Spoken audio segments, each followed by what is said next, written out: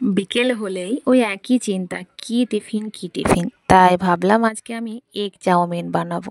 নমস্কার বন্ধুরা, মানসীস রান্নাঘরে আবারও সবাইকে স্বাগত। আজকে আমি বানাবো এগ চাউমিন। তো তার জন্য আমি কি কি নিয়েছি দেখে নিই। এখানে এই সবজিগুলো সব নিয়েছি, মানে বাড়িতে যা ছিল তাই দিয়ে বানাবো, আর তার সঙ্গে একটা ডিম দিয়ে বানাবো। আপনারা চাইলে যেরকম চাউমিন বানাবেন সেরকম ডিম নিতে পারেন। তো আমি এখানে সবজিগুলো ভালো করে ধুয়ে নিয়ে এগুলো ভালো করে আমি সাইজ অনুসারে কেটে নেব।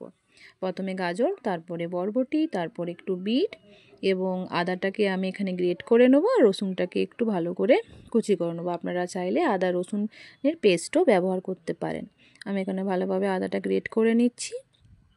তারপর রসুনগুলো খুব ভালোভাবে কুচি করে সাইডে রেখে দিয়েছি এবং পেঁয়াজটা আমি এরকম শেপে কেটে নিয়েছি।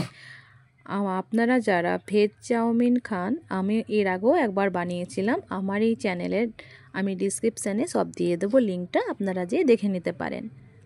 আর আমার চ্যানেলের এই রেসিপিগুলো আপনাদের ভালো লাগলে অবশ্যই লাইক, কমেন্ট, সাবস্ক্রাইবার করবেন এবং ফেসবুক পেজ থেকে দেখে থাকলে অবশ্যই ফলো করে পাশে থাকবেন।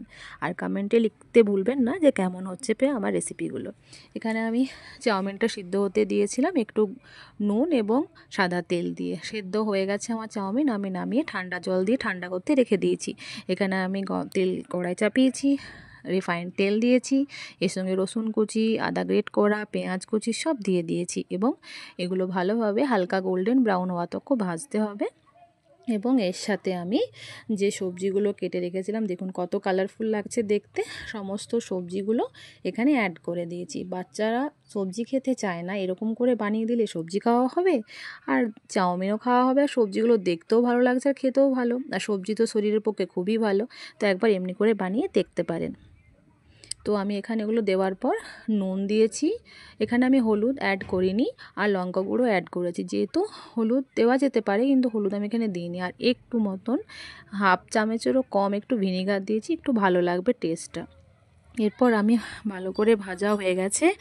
ভাজার পর এবার আমি যখন নরম হয়ে যাবে সবজিগুলো, তখন আমি এখানে একটা ডিম ভেঙে নিয়ে ওর সাথে মিলিয়ে দিলাম এবং ডিমটা ভাজা ভাজা তখন সবজিগুলোও ভাজতে হবে।